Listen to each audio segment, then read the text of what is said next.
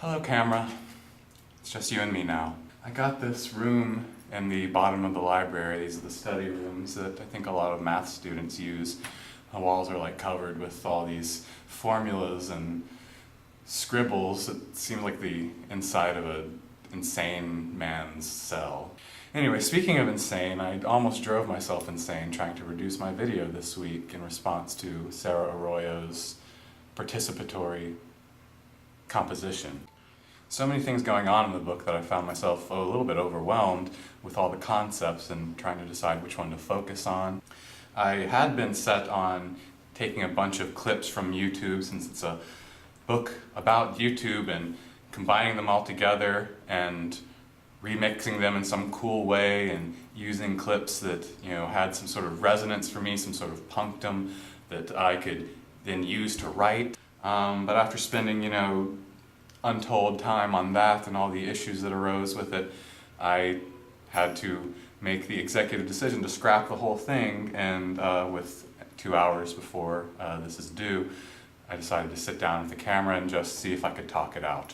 This is, after all, a lot more like the type of video that Arroyo talks a lot about, the vlogs, such as Copper Cab's videos, which I watch some of, and those and a lot of YouTube vlogs, the idea is there's just a camera and a person and they're sort of talking to the camera. I wanted my video this week to be entertaining because electricity emphasizes entertainment and that we can learn from it, but unfortunately, that kind of stuff takes a lot of time, and time is something right now I don't have.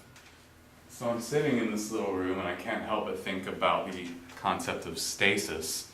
There were so many moving parts involved in making a really entertaining video that I was, sort of in a state of paralysis, just trying to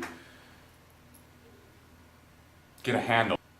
And so I decided to try to find a place that is comfortable from which I can hopefully articulate my thoughts. I realized that I needed stasis if I was to ever do this project in time. There's a lot of confusion and noise that goes along with video editing and engaging with internet video culture in general. There's so much out there to listen to and watch, and with tools like Premiere, there's so many options for how you can construct your composition. Arroyo and Ulmer suggest that we need to resist stasis in order to keep the question open, to keep the conversation going instead of closing it. If the universe reaches a state of stasis, that's a point at which all things are still, nothing is moving, nothing is changing.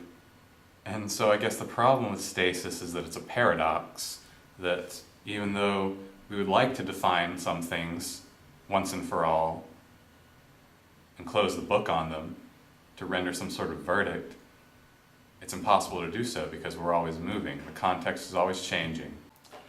Okay, so now I'm being kicked out of my study room. I'll have to find another place to invent my stasis. So stasis is indeed a paradox, impossible to achieve. I guess this is a lectrate. I'm sort of learning as I'm doing through making. I've got to try to find another spot. Okay, so this is the best I could do. I do like the spot a lot. It's not exactly static. There's a lot of movement going on. It's hard to get your thoughts contained when you're being bombarded by environmental stimuli, but that's the reality of electricity. It may be possible that right now I'm working through that fog or that darkness where the core exists. When I got my master's degree, I really did think that I was done with school. I really thought that I had achieved some level of mastery in the sense that, I could do all the things that I wanted to do by myself, and I wouldn't need to be tied to any sort of institution in order to get it done. Okay, so that area is swarming with bees, so I'm gonna move on. Can't composed with all these bees. Okay, so I found an empty classroom. Hopefully I don't get in trouble for this. What was I saying again? I'm thinking maybe I can use this. Oh yeah, I was talking about becoming a master. The concept of mastery is always sort of a goal that's imposed on us. The idea is that there are these masters out there, and if we learn from them, then eventually we can become them. And then what? Stasis. And it seems to me that in literacy, that was always the idea, was that you had the teacher, and maybe they were the type of teacher that publishes a lot, and they have these books, and you study these books, and eventually you study the books until you know the books, and then you can go out and teach the books. Electricity is different because it involves a different technology. The digital, we're more aware of how we can manipulate it and how it can move and how we can shape it. I think growing up on the internet, my experiences sort of exemplify this idea of never being the master, because all throughout that time when I was, commenting on things online, I was sharing my opinion and asserting myself in sort of a litigious manner. I think I had this idea that I could be right if I just learned enough, that I could have a solid ground. But it's crazy because looking back, the internet has constantly ungrounded me, because whenever I thought I knew something or was good at something, I would realize that there's so much more, that in fact there's other ways of looking at things. Like when I started writing in online message boards, I thought my writing was really good, especially for my age.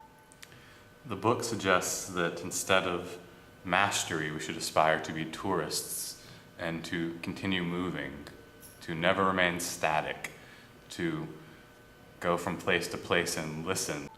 And it seems like such an impossible task.